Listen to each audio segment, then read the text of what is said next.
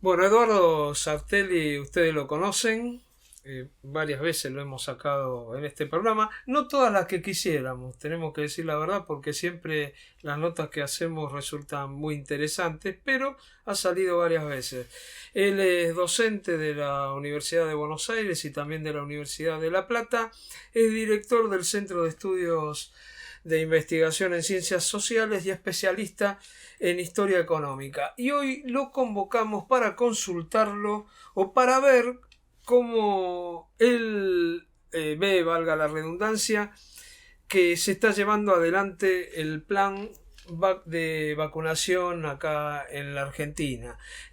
Por los datos que me han llegado, por algunos artículos que me dijeron que él escribió, yo realmente tengo que decirlo, no los leí, él piensa que es un fracaso, pero bueno, vamos a ver si es así. ¿Qué tal, Eduardo? ¿Cómo estás? ¿Qué tal? ¿Cómo andan? ¿Qué tal? Muchas gracias por atendernos, como No, siempre. por favor, gracias a ustedes por llamar. Bueno, ¿cómo lo ves el tema de las vacunas? A ver, la primera pregunta, digamos, hay muchas preguntas que uno se puede hacer. Y uno podría ordenar su pregunta ordenando preguntas. Uh-huh. La primera pregunta de todas es, ¿hay vacunas en el mundo? Que si no hay vacunas en el mundo, podemos protestar, decir lo que quieran, pero no hay vacunas y se acabó. Bueno, en el mundo hay vacunas. Hay vacunas, es obviamente un bien escaso, por lo tanto hay que avivarse, hay que comprar a tiempo, hay que moverse, hay que actuar con independencia de cualquier otro factor, pensando solamente en el interés nacional, en este caso en el interés de salvar a la gente que está en peligro en su vida. Y si haces eso, vacunas hay. No hace falta ser una superpotencia para tener vacunas. Vos pensás que entre los 4 o 5 primeros países en vacunación en el mundo está Israel, que no es una gran potencia mundial, está Chile, que mucho menos todavía, está Serbia, mucho menos todavía. Es decir, el orden viene más o menos así.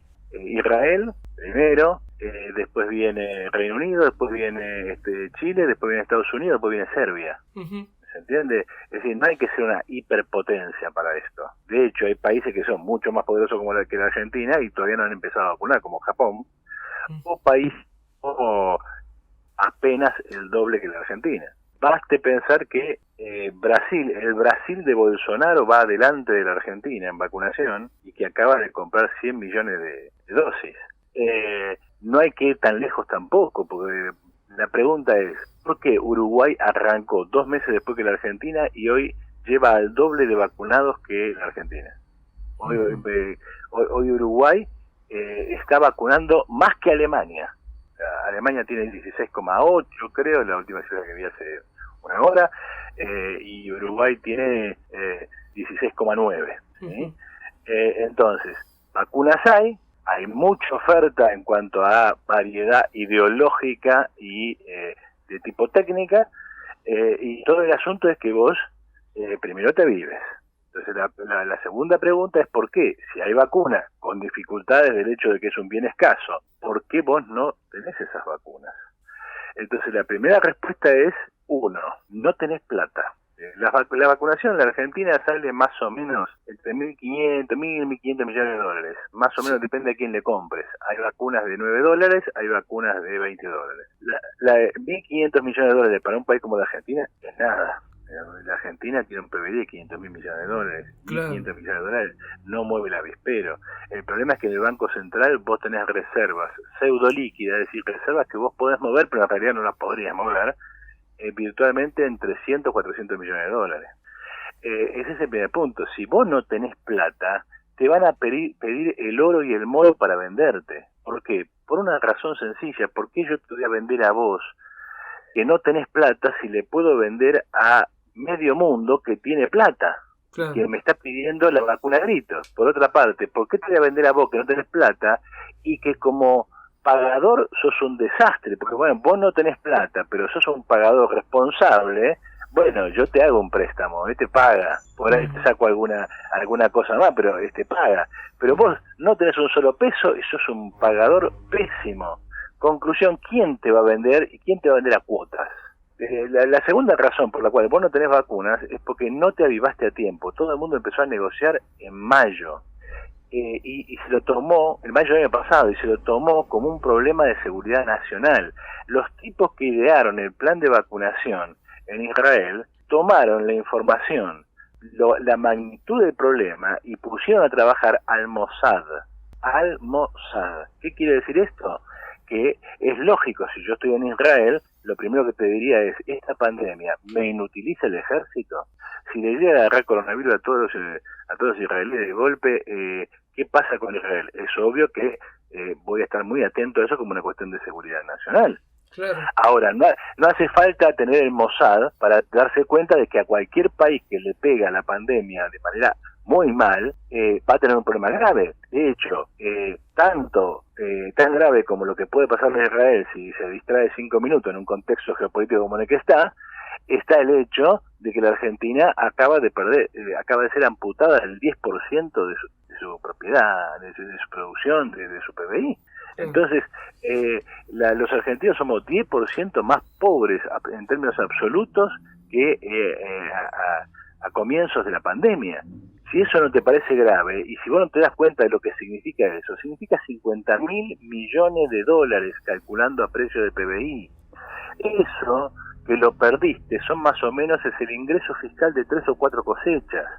¿Vos te das cuenta de lo que acabamos de perder? ¿Todo por qué? Porque alguno se puso a pensar, che, ¿qué pasa si la pandemia pega mal y no la podemos controlar y si tenemos que sacar todo? No, nadie se puso a pensar. ¿Para qué tenés a la AFI, al Mossad argentino? Lo digo riéndome porque...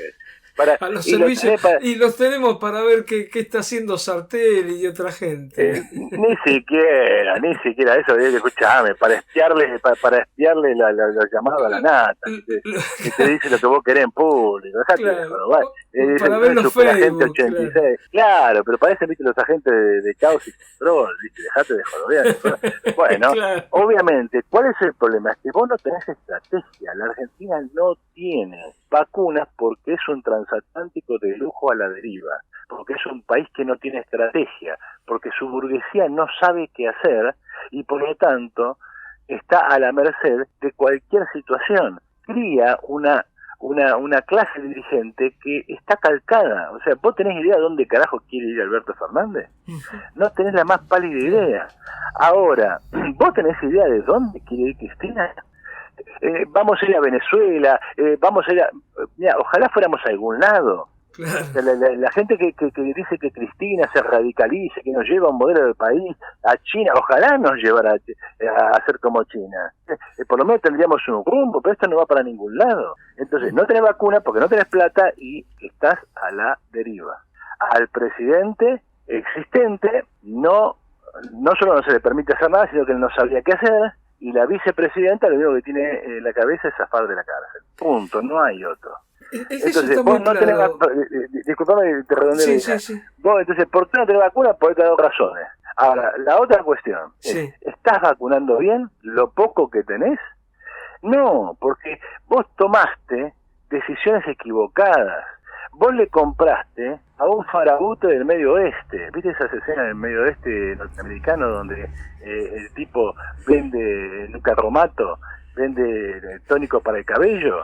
Y cuando la gente se aviva, lo entra a correr, como en el capítulo este de Los Simpsons. Bueno, eso es Putin. Putin te vendió una vacuna que puede ser buena, yo no la niego, puede ser eficiente, yo no lo niego, pero que no la puede fabricar.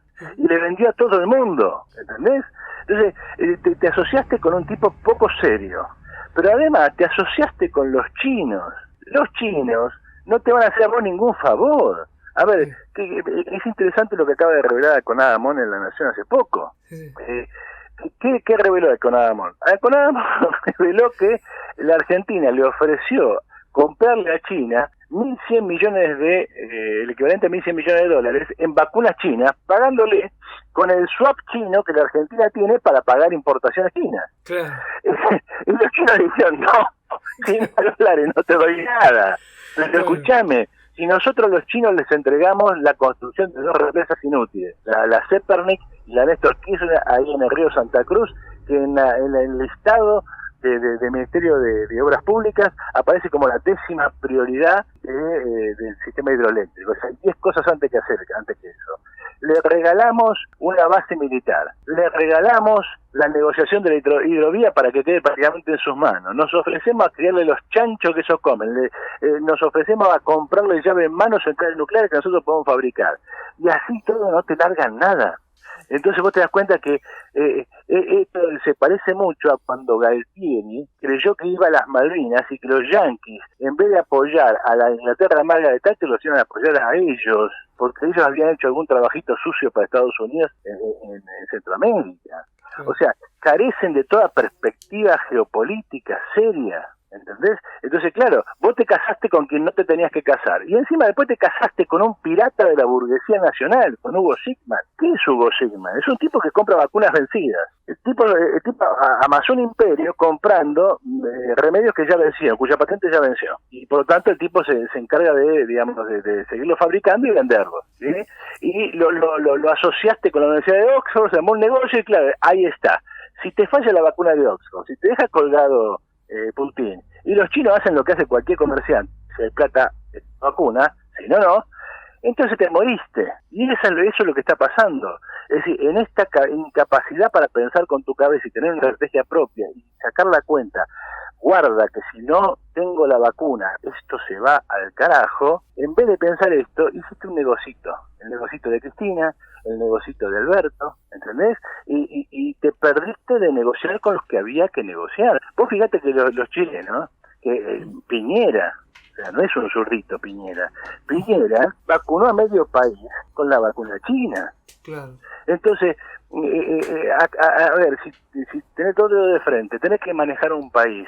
Es más, ni siquiera tienen viveza electoral, porque una de las cosas que yo había escrito por ahí es, Alberto ni siquiera tiene viveza. Porque vos fíjate, a ver, ¿quiénes la pifiaron mal con la vacunación, con la pandemia? Y, por empezar, Boris Johnson. Boris Johnson era un desastre absoluto.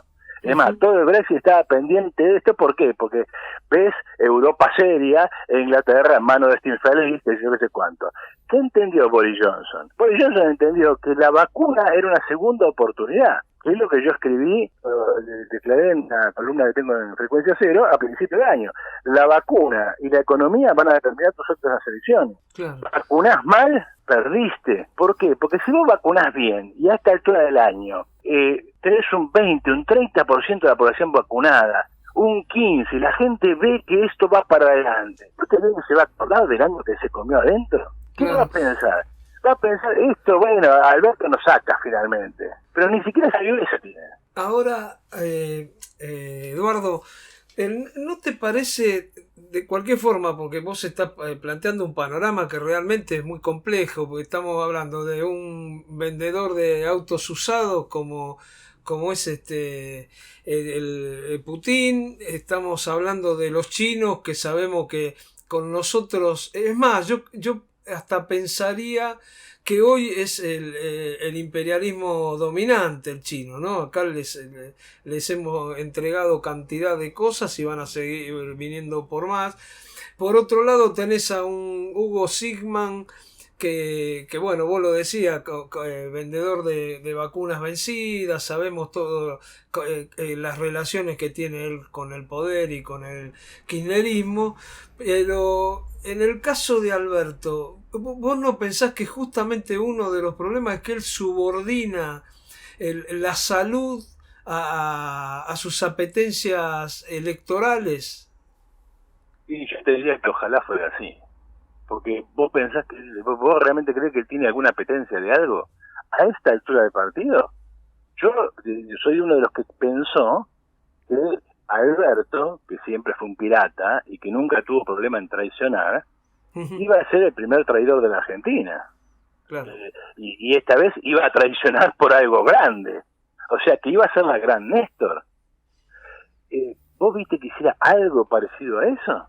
Digamos, sí, es más, hasta parecería que no es peronista, porque está en el ADN del peronista traicionar, ¿no? Esto que decía Cafiero, 364 días de traiciones y uno de lealtad, es el peronismo, ¿no? Hasta eso, ¿no? Pero claro, pero no parece tener la más mínima voluntad de disputar ningún poder, salvo que tanto Cristina como él estén jugando a cuanto peor mejor. Es decir, bien, esto se va al carajo, listo, ya está, es culpa de Alberto, listo, golpe de Estado. De hecho, digamos, si vos lo ves, esto va en ese camino, es decir, va en el camino de Cristina, yo te lo fui marcando, vos hiciste cualquier otra cosa. El otro le juega al revés. Vos me lo fuiste marcando, yo a regañadiente fui aceptando. Además, en público llegó a decirle, hice lo que vos me dijiste. ¿Entendés? Ahora, si no estuvieran jugando ese juicio demasiado sutil, son dos tipos que están cruzados por una psicología muy particular. En el caso de Cristina se entiende, hay una motivación objetiva, es decir, gana las elecciones o tiene problemas serios. En el caso de Alberto, ¿qué espera? La única forma de explicar tantas formas de subordinación absoluta hacia Cristina es que Cristina, esa es una que no hay que descartar, pero todas estas hipótesis que yo te estoy diciendo implican estar demasiado cerca del poder para saberlo, ¿no? Es que Cristina tenga una pila de carpetas guardadas sobre Dios y María Santísima. Claro.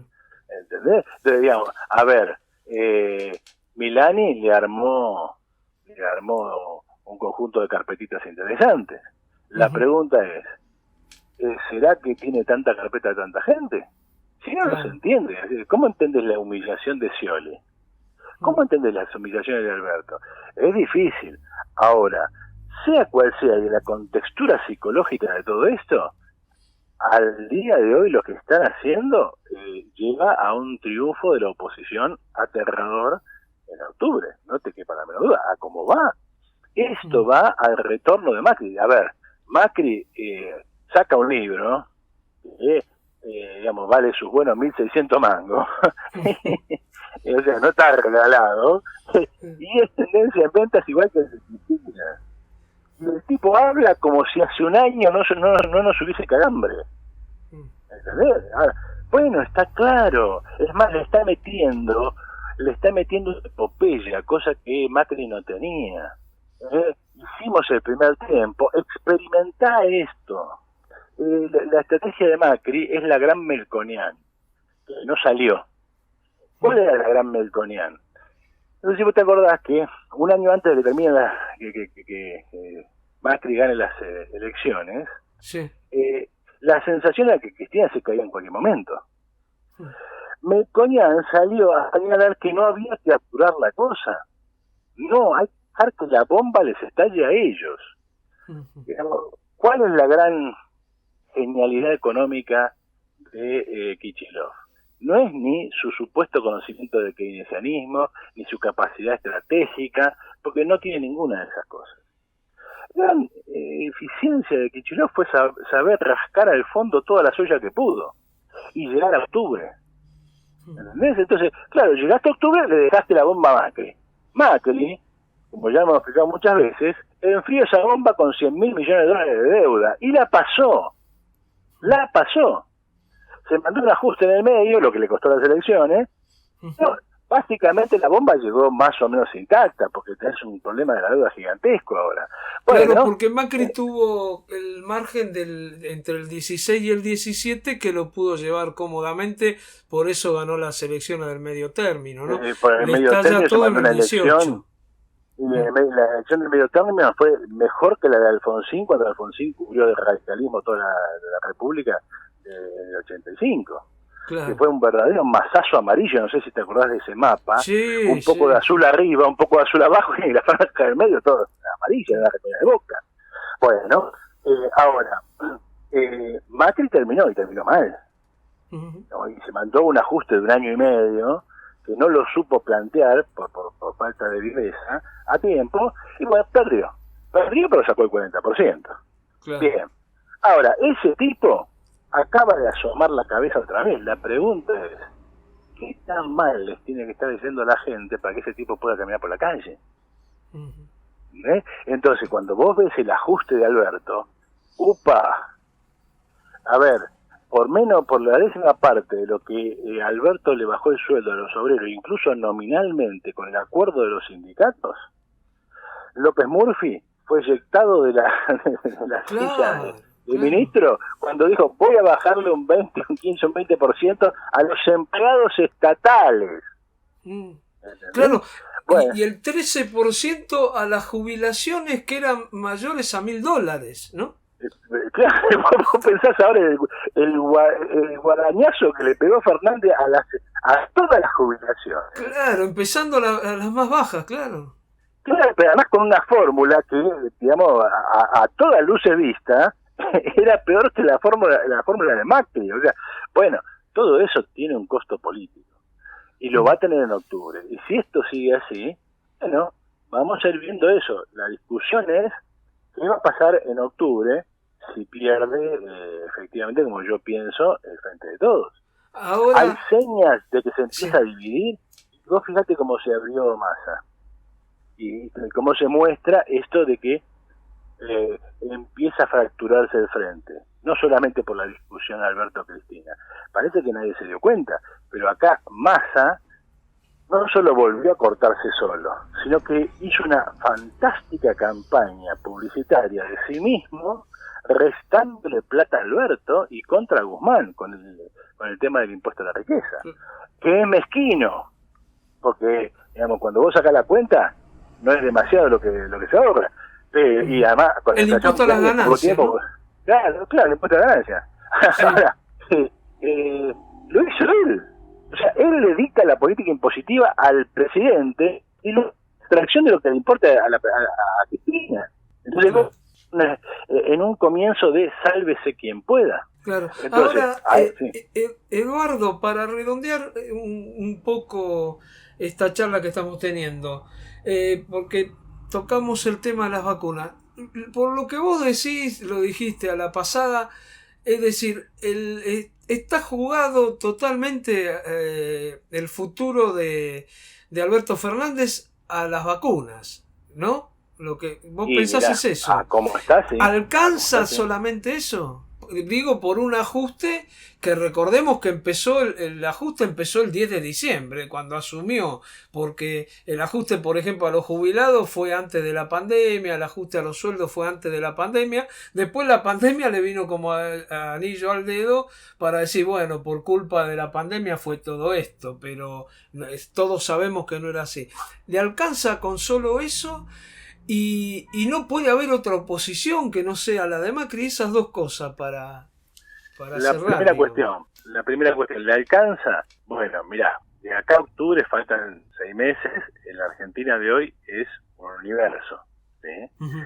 Pensemos que hace un año atrás Alberto tenía las mayores perspectivas de imagen positiva que haya tenido presidente alguno, y hoy día directamente, digamos, todo el mundo pregunta quién es Alberto Fernández y se quedan de risa con la cara. Ahora, de acá a 6 meses el escenario cambia otra vez radicalmente. Ahora, ¿le alcanza con las vacunas? ¿Cuál es el problema con el tema de las vacunas? Que si vos no vacunás, vas a ir a un cierre espontáneo de la economía. Espontáneo porque la gente no va a poder salir, como en Manaus. Por eso yo hoy planteaba, en otro lugar, si yo estuviera en el gobierno, ¿qué diría? Bueno, mira, yo negocio con Johnson & Johnson, que tiene una vacuna de una sola dosis, relativamente buena, vendeme 10 millones de vacunas y entregámelas dentro de 2 meses. Con todos los puchitos que voy recolectando por todos lados ahora, yo vacuno a la población de riesgo, sobre todo en Misiones, Corrientes, Formosa, Jujuy y Salta. ¿Por qué? Porque es la frontera que no puedo controlar. Y todo el resto lo gasto en Cava y provincia de Buenos Aires, porque es el centro de circulación económica. Así, no es vos vacunás a un tipo en Tierra del Fuego o en Santa Cruz. Yo lo digo siempre así doy ese ejemplo porque yo soy santacruceño, así que nadie me va a acusar de porteño. Sí. ¿Y qué conseguiste con eso? Nada, un tipo que va a estar en Santa Cruz, punto. En cambio, la movilidad de la población de AMPA es tan alto que un virus que se desarrolla acá se desparrama por el país rápidamente. Entonces, ocupate por controlar, frenar la llegada de la variante de Manaus, que esté y en 2 meses tenés 10 millones de vacunas, con 10 de apuchitos acá entre lo que hay y lo que va de un mes, más 10 que te llegan y las podés volcar rápidamente, vos tenés para agosto la mitad de la población argentina vacunada. Ujú. Con Muy eso, buena, la verdad que muy buena idea, por lo menos muy interesante, ¿no? Es decir, bueno, para con tratar eso vos, de que la escucharan. Y ahora hay posibilidad de otra alternativa, que ese sería el tema, porque por lo que vos planteás, decís, bueno, gana Alberto o gana Macri, digamos, el Macri, Larreta, mira, digamos, la cambiemos. alternativa Sí, la hemos charlado acá siempre terminamos en el mismo punto. sí. Eh, yo veo a la izquierda peor que nunca, más kirchnerista que nunca, o sea, más fotocopia que nunca del kirchnerismo, muy a contrapelo de lo que la gente siente. Tenemos una izquierda que es casi antivacunas, que recién ahora empieza a avivarse del problema de las vacunas, Ujú. y que no sabe ponerse al frente de la rebeldía de la gente contra la bronca del proceso de vacunación trucho, contra el vacunagate, contra la falta de vacunas, etcétera. Punto uno. Punto dos, es una izquierda que sigue estando en cualquier otro lado. Ahora están desesperados o pretenden, creen que el nuevo más, estamos hablando, digamos, de un grupito de personas que es Manuela Castañeda y su familia, que el nuevo más entra al FITU, porque así como va la cosa, es probable que el FITU todo junto no pase las PASO, si es que llegaran a haber PASO. El problema para el FITU es que si hay paso tal vez no las pase, y si no hay paso se explota. Conclusión, que entra el nuevo más. ¿Y qué le contesta Manuela Castañeda? Y no sé, porque en realidad Del Caño y el FITU tienen una perspectiva de género muy poco desarrollada. ¿A vos te parece? ¿Esos son los problemas de la izquierda? ¿Te das cuenta que con eso no vamos a ningún lado? Está muy Entonces, claro. es una izquierda que carece de vocación de poder y que, como yo digo, está apenas un paso a la izquierda de Juan B. Justo. Es decir, el viejo Bernstein tenía una frase que era muy interesante en su discusión con los marxistas del Partido Socialdemócrata Alemán. Ustedes quieren un partido hiperrevolucionario, pero acá el Partido Socialdemócrata hace cualquier cosa menos la revolución. Por lo tanto, dice Bernstein, hay que animarse a parecer lo que se es. No somos revolucionarios, digamos la verdad. Bueno, acá al fin habría que... O de lo contrario, vuelvan a pensar seriamente las cuestiones. Ahí tenés al peor tendencia. Se supone que es la última estación trotskista. O sea, todos los trotskistas ahora, bueno, menos mal surgió la tendencia y, bueno, últimas novedades acerca de las alianzas en la izquierda, bueno, probablemente la tendencia del peor vaya a las elecciones en una alianza con el Nuevo Más, que está a la derecha del PT. O sea, rompiste el PO por Solano y vas a las elecciones con Manuela. Bueno, yo creo que llegó el momento de pensar si no hay un mal constitutivo de conjunto de la izquierda argentina. Cuando digo de la izquierda argentina me refiero sobre todo a este núcleo Trotsky, que Está es muy el claro. heredero de la izquierda del 70. Está clarísimo. Eduardo, como siempre, un gusto haber charlado contigo, ¿eh? Un abrazo grande, gracias. Hablábamos con Eduardo Sartelli, muy interesante la conversación. Y bueno, pero quédense que todavía tenemos más Los Locos de Buenos Aires y muchas más cosas para hablar, ¿eh?